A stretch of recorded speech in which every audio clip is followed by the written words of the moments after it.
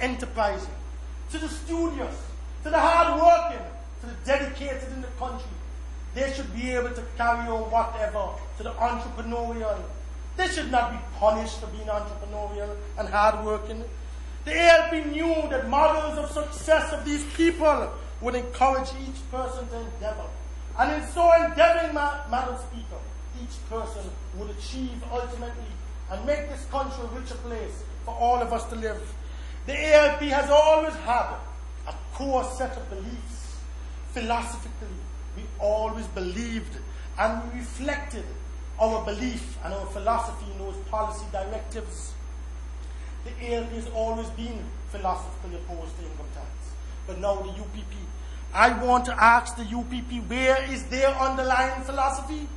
What is your justification, Mr. Minister, Honourable Member for St. John's Release, to come here in your maiden budget and to tell this honourable country, the honourable House, that we have to pay income tax? What is the justification for this U-turn, Honourable Minister of Finance? Why didn't the UPP tell the people of this country in your agenda for change that this is how you'd manage the finances of the country? I read the whole section in economy brought to the precipice, fair and balanced development, and nowhere I see on this, Madam Speaker, any initiative for personal income tax. Nowhere do they mention, and this is the Bible that they campaigned on. This is the platform that won you into office. You have deceived the people of this country, Madam Speaker. It is not right. They were deceitful. They are deceitful. They're hypocritical. And they are untruthful. And this is not right. Their underlying philosophy is just to get into government and to stay into government at any cost and all costs. And it is not right, Madam Speaker. You should have told the people, we're going to tax you. We're going to introduce personal income tax and have the dialogue on the public platform at East Bus Station, have it in Rural East, have it in Parham, before the people voted you in. But not 8 months after you come and you tell us we need austerity, we need to tighten our belts, and everybody has to pay their fair share.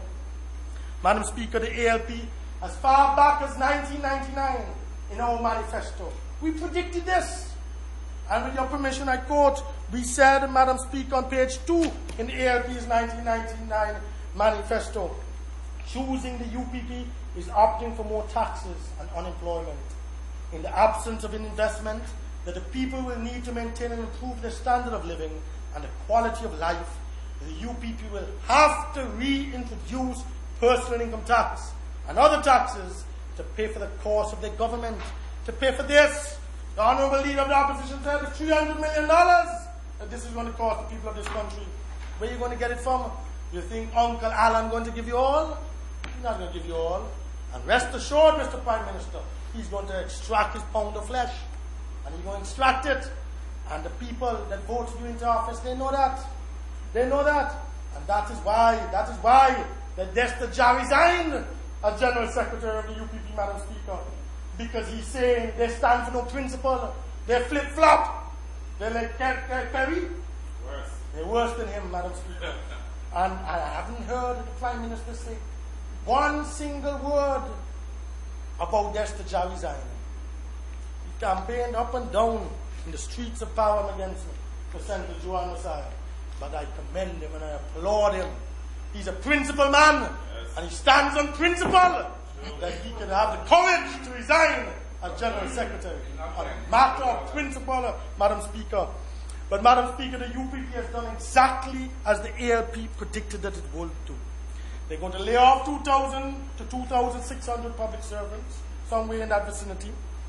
15,000 homeowners in this country will now be required to go and pay market value.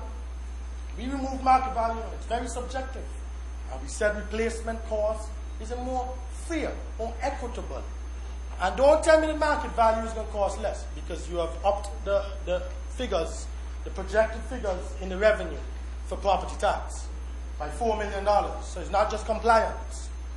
It's that the system of market value is subjective, and you know it's going to yield you more than the replacement value. So 15,000 homeowners will pay more for property taxes. And every single time the 42,000 registered adults in this country go to any shop or store, they'll be slapped with 5% sales tax. 5% sales tax will be added to every single purchase. Every single purchase, Madam Speaker. We'll all be poorer, including the government. That is not the way, Madam Speaker, to fix a fiscal shortfall. That is not the way economic growth. And the honourable member knows this. That's what hurts me. He has a doctorate from Dalhousie University in economics. I know it better. But he wants to please the IMF and the World Bank pinstripe suit boys. He wants to show that he's fiscally responsible. The UPP government, Madam Speaker, will discover the truth. They'll discover the truth the hard way. And in the months leading up to March 2004, we all know that the Antigua Labour Party administration had difficulty meeting salaries and wages, and we were unable to pay salaries on time. We know that. This single shortcoming, Madam Speaker, led many voters in this country to incorrectly conclude that the government, and more so the then Minister of Finance, did not perform to standard. But, Madam Speaker, a shortfall in revenue in any country is normal in every state throughout the world. Except for Norway, I believe, with the millions of dollars from the sale of the North Sea oil. They don't have no shortfall. But in every single English, Dutch, French, and Spanish-speaking island of the Caribbean, they've experienced a shortfall in revenue at some point. And the UPP government will experience a shortfall. A year ago, the UPP exploited this shortcoming that we could not pay salaries, and they campaigned upon it, and they succeeded. Madam Speaker, and even after the then Minister of Finance, now Leader of the Opposition, we put into place the system that they're piggyback riding on now. Robin Yearwood went to the Honourable Member for St. Philip North, and he sat with all the bank managers and he negotiated a package where we would have a facility for 6 months and roll it over for the next 6 months. And he demonstrated that it worked. And they're using that facility.